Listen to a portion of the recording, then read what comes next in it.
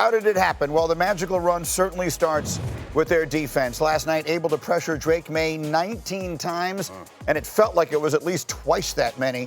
The Patriots totaled 24 yards on those 19 plays. Maye was sacked 6 times. 5 of those came on plays with only a 4-man rush. Defeating Maye, who was the MVP runner-up, comes on the heels of defeating the actual MVP and Matthew Stafford in the NFC title game. Stafford, of course, did have a great game, but Seattle held him scoreless in the fourth quarter. And then going back to the start of the postseason, Seattle dominant in all 3 phases. Offense averaging over 33 points a game. Jason Myers, 19 kicks, all of them true. And defense was nasty, totaling 9 sacks and 7 turnovers. So what does this mean? It means Seattle was dominant this year. How do they stack up for next year? Well, according to DraftKings Sportsbook, they are co-favorites with the Rams to win Super Bowl 61. While it's very early, it's worth noting that on DraftKings, neither Seattle nor New England are currently favored to win their respective divisions next year. The Rams are the favorites in the NFC West. The Bills are the favorites in the AFC East. Seattle's throwing rocks at the screen right now. What do we have to do? We beat them 2 out of 3 times, and we just won a Super Bowl. You're telling me the Rams are our favorite over us? Fine, great, that's it, fine. I also think you can make the case they have the best head coach in football right now. In Mike Macdonald. We haven't even said his name yet. We're 47 minutes in. Let's talk about him. It feels like a new era in the NFL, and Mike Macdonald How leading so? the charge.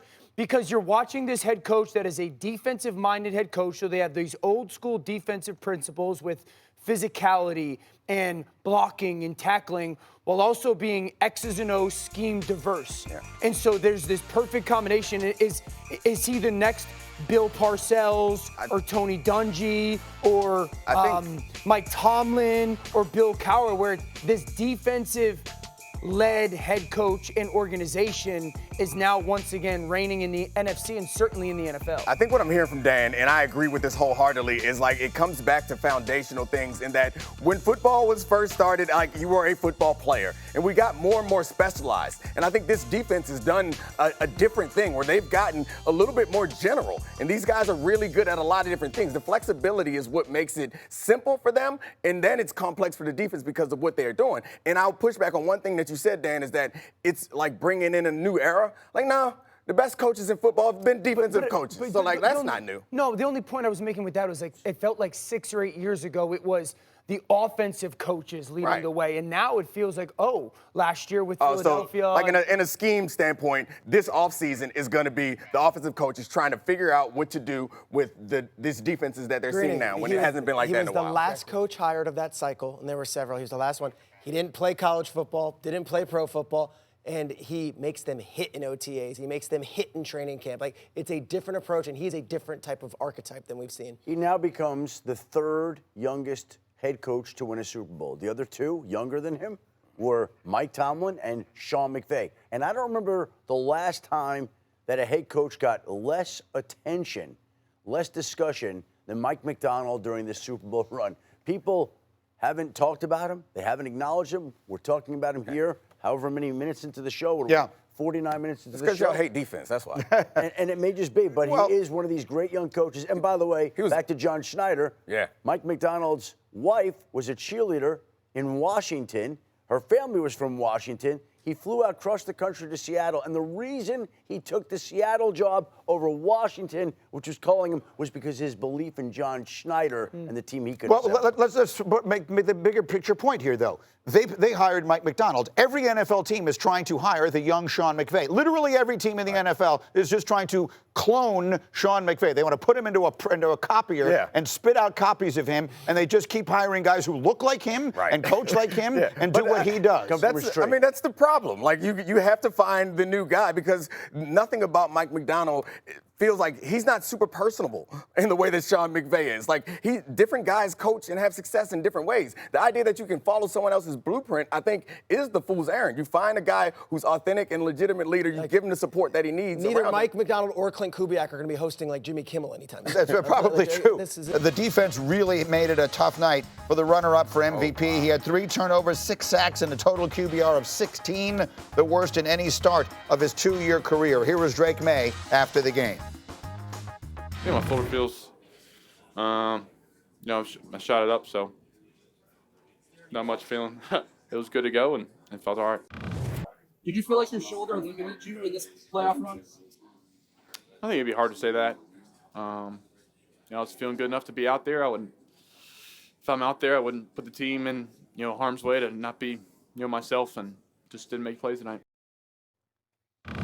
Well, he was really dejected after the game, and certainly understandably so. Again, second youngest quarterback ever to lead his team to a Super Bowl, just 35 days older than Dan Marino had been. We were talking about the shoulder during the game, and he volunteered there that he had gotten a pain-killing injection in it. Did you think that his shoulder, as you watched it, played any role in what happened last night? No, absolutely not. I mean, I'm not taking any away from what Seattle did. I mean, Drake can't block for himself. Okay, I mean, that's what the main focus is for all of us in terms of how the pressure of Seattle got to Drake. And would I've liked to have seen him run a little bit more? Yes, but I don't think that the shoulder would have stopped this Seattle defense. No. Really, they just played too great. I'm not going to start on the shoulder train with that. Drake's a great young quarterback. He's going to have a great career. So that's where I'm not going to go.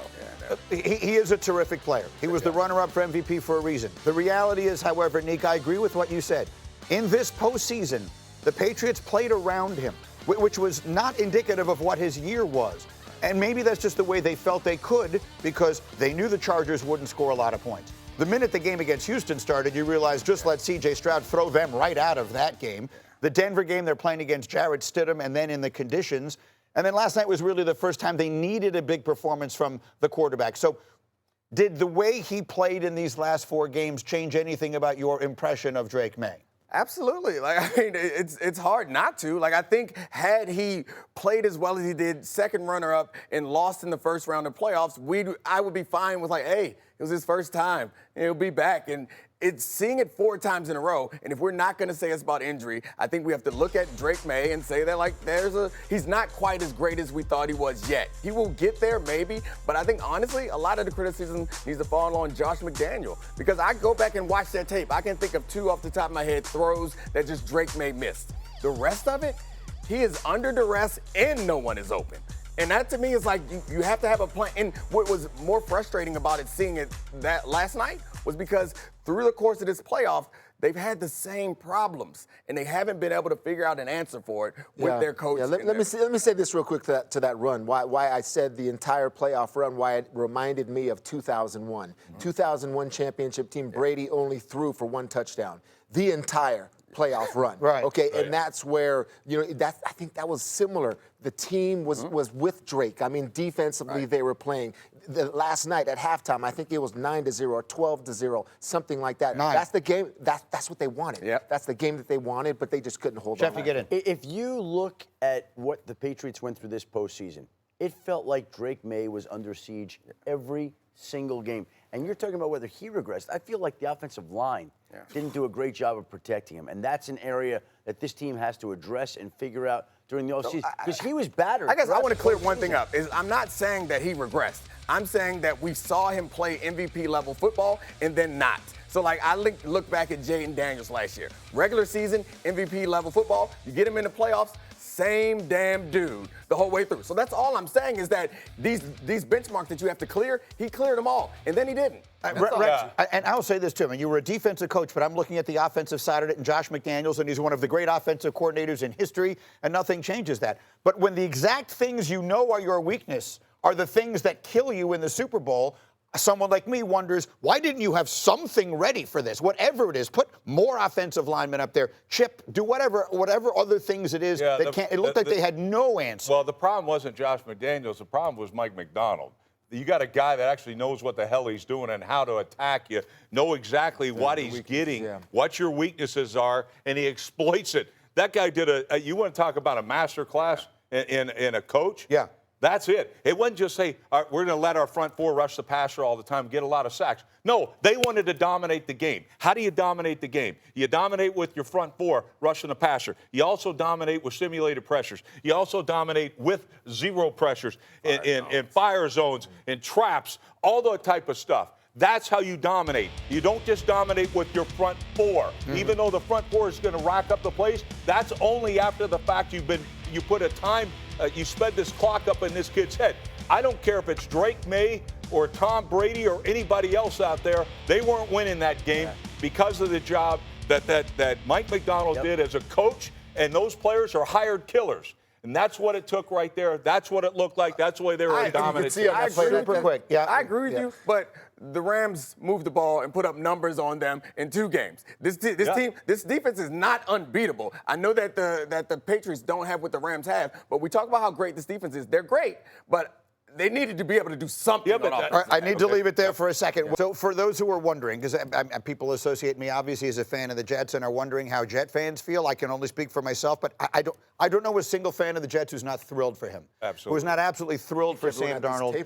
Because Sam, to see the journey that he's been on, all of the places he was where he had no chance to succeed. And Rex, to pick up what he was saying, you said on our Sunday NFL Countdown yesterday, you don't think he winds up where he is last night if it hadn't been for all of the disappointment and difficulty that he had. Yeah, I mean, he grew from it. And I think that fire burned even brighter, like to where it's like, oh, hell no.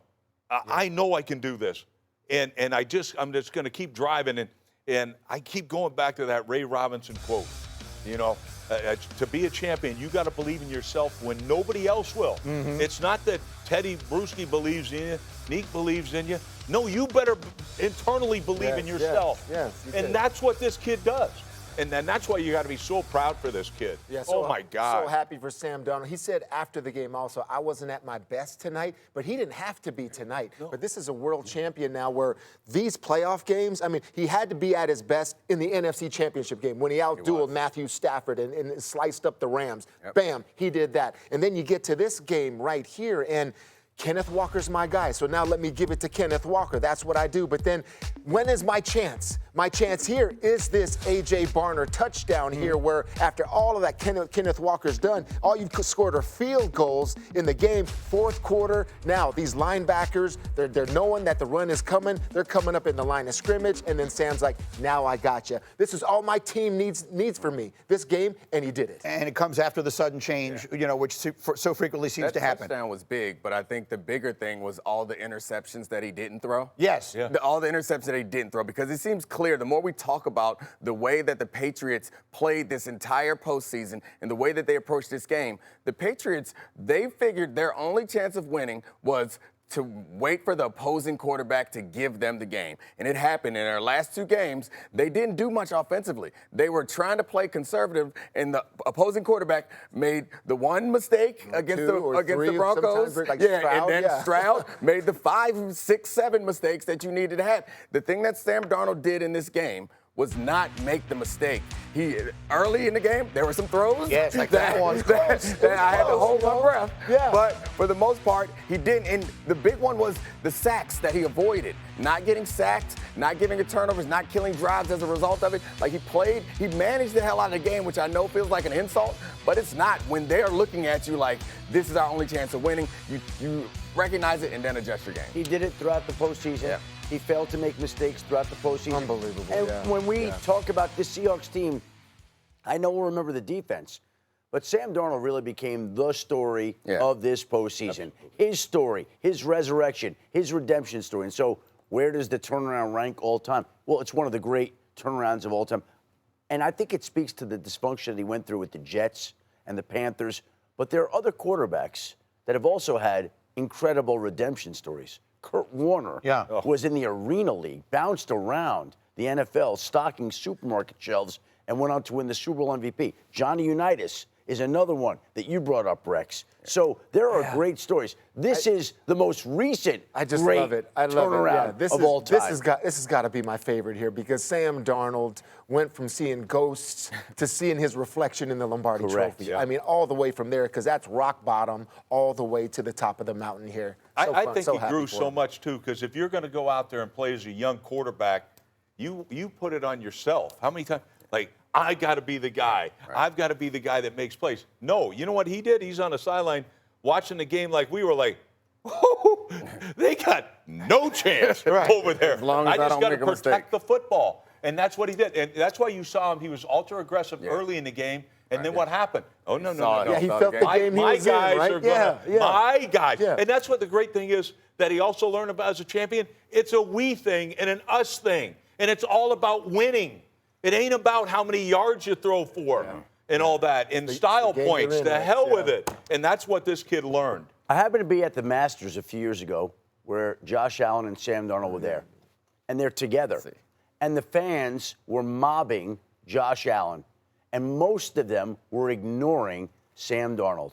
And these two are very close friends. And there aren't many people that are any happier for Sam Darnold today than Josh Allen, who's still awaiting his first Super Bowl trip and first Super Bowl victory. And these two go to the Masters together every year. It'd be interesting to see if the fans mob Josh Allen quite as much this year and not Sam Darnold. I'm still going to go. They're still going to Josh Allen. That's not going to change it. But if you want us to respect the question that's on there, I agree with you. Like, I'm a Kurt Warner guy all the way. He went from stocking shelves to leading the best offense in history at that point and being a league MVP. What Sam Darnold has done is super impressive. It's not quite that. And if they let me in the Masters, I'll go see Josh Allen. They're two completely different kinds of stories.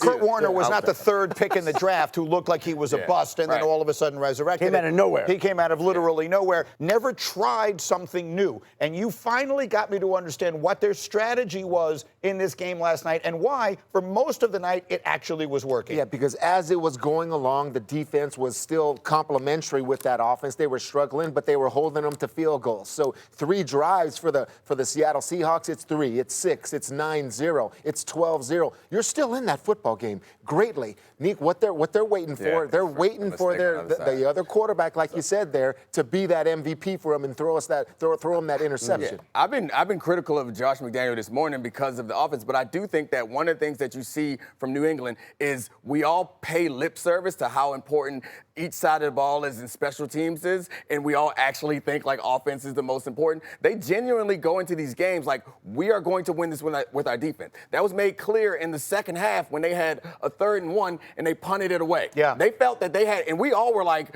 not all of us, but most of us were like, go third for it. one, 4th and 1, you got to go for it. But they were like, we have a better chance if we back them up. We do not have the ability to move the ball, and that's why they were just playing conservatively all game long. We're not going to make the big mistake. And then when the game got out of reach, they let them hold the ball, sack, fumble, and we got an issue. So that's the point. That's the ultimate credit to Darnold, is that the Patriots' strategy going into this game was don't make the big mistake and count on the fact that Darnold will. Yeah, he'll throw it to you, catch it. And I mean, that's what they were being told. It's going to happen. Just wait for your opportunity. It's happened in the past. The guy led the league in turnovers. Yeah. This is a guy that'll give you opportunities. But to Sam's credit, the entire playoffs, he did not. That's why it's so special. That's the point, is that the Patriots went into this game, certainly this is our supposition now, they went into this game thinking we're going to win by not making the big mistake, and their quarterback will, and Darnold didn't do it. No, absolutely. Look, I was the guy sitting back saying, punt it. Yeah, you were. You're right. I'm going to play to my defense, and I'm going to wait, and then we're going to get a break. Now, look, do I wish they would have heavied up the protection? Do I wish they would have, gone to big personnel and tried to stay ahead of the sticks? 100%. But it wasn't happening. But the Patriots watch the same tape that we watch, and their coaches recognize that team over there is better than them. Right. And when the team is better than you, you're going to try to shorten the game and get to a close game at the end as quickly as you possibly can. And that's what they were trying to do. They're like, we're going to get to the game. As long as they're not scoring touchdowns, we're not going to take a chance. They score a touchdown, sack, fumble, deep pass, interception, because then they start trying to play in a game that they can't play. One of the things that was unexpected, I think, for that defensive staff was they did not think Kenneth Walker would get so much success outside. Yes. I mean, of his 130 plus, 114 yards bouncing outside. They thought they'd do better at setting And the first thing New England always talks about is what? No edge? No chance. No chance. They were giving up edges all over the place. And let's give this young man credit. Kenneth Walker. Not anybody can bounce like this guy. The patience, the burst and balance that this kid has is absolutely freakish. And he's always been like that. He just never had the durability. There it is. Outside, it's like that all week. I just know I wasn't in the meetings. I didn't see no practice. I just know Mike Vrabel. Yeah. And I'm telling you, he played outside linebacker setting the edge. That's why he puts the pad on, all right, to teach guys that offensively and defensively. Don't let them out there. Everyone's coming inside out. It's the foundation of the defense. Set the edge, build the wall, make the tackle. All right, over and over and over again. They couldn't do it last night. And Kenneth Walker, you talked about that patience. Reminded you of Le'Veon Bell. It was mentioned on the telecast last night. Another Michigan State back who obviously had that same patient running style. And Kenneth Walker, deservedly the MVP of the game last night, because you can't give it to the entire defense, K9, right? which is frankly who really should have gotten it.